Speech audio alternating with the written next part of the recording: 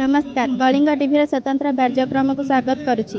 बेगुनिया चकाबदा रामचंडी उच्च प्राथमिक विद्यालय मु सुभस्मिता बेहरा। आज चली कुनि कुनि पिलामानकर खड़ीछुआ पर्व सजे होईची स्कूल। छोट पिला स्कूल प्रति आकृष्ट करने अभिनव प्रयास करिसेंती सरकार। सभिए बढ़ंतु एही उद्देश्य रे आजिर एही खड़ीछुआ कार्यक्रम रे योगदान देइछंती स्थानीय विधायकों आरंभ कर बहुमान्य गण्य अतिथि। सजे होईची स्कूल आउ स्टल रे लगी प्रदर्शनी सचेतन रथ मध्य होईची उद्घाटन। ग्रामांचल पिलामानंकु स्कूल को आकृष्ट करिब सचेतन।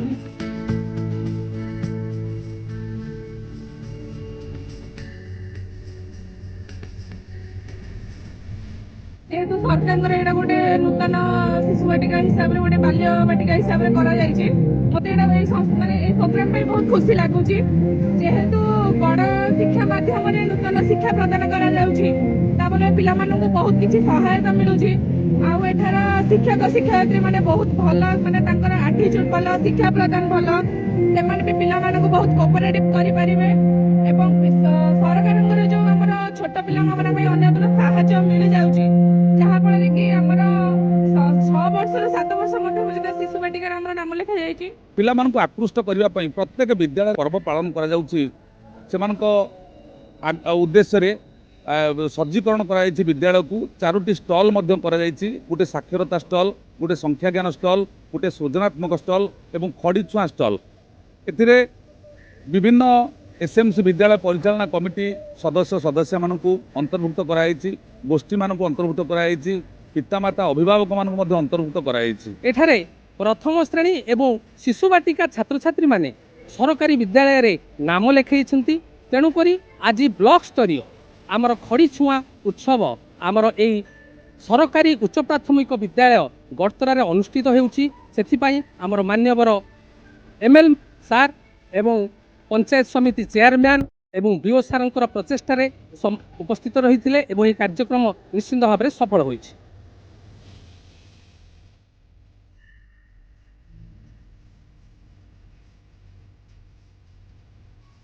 बेगुनिया ब्लॉक स्तरीय कार्यक्रम टी चकापदा अपर प्राइमरी स्कूल ठारे आरंभ होती। मंडल अधिकारी बीओ ब्लॉक चेयरमैन सरपंच जिला परिषद समस्त उपस्थित थे। ये कार्यक्रम को भूयसी प्रशंसा केवल आवश्यकता पड़ुछि समस्त सहयोग। 2025 शिक्षा वर्ष में सरकार गोटे अभिनव प्रयास जोटा कि आमर सीसी आमर ईसीसी थिला अर्ली चाइल्ड केयर एजुकेशन जोटा कि आमर प्री स्कूल 3 टाको वर्तमान यही वर्ष गणशिक्षा स्कूल एंड मास एजुकेशन रे आमको माने नियोजित करा जायछि। जोथि पई कि आमर आज ये कार्यक्रम एटा आमर ब्लॉक स्तरीय आज खड़ीछुआ एवं प्रवेश उत्सव पालन करा जाउछि। ब्लॉक स्तरीय चकाबदा अपर प्राइमरी विद्यालय रे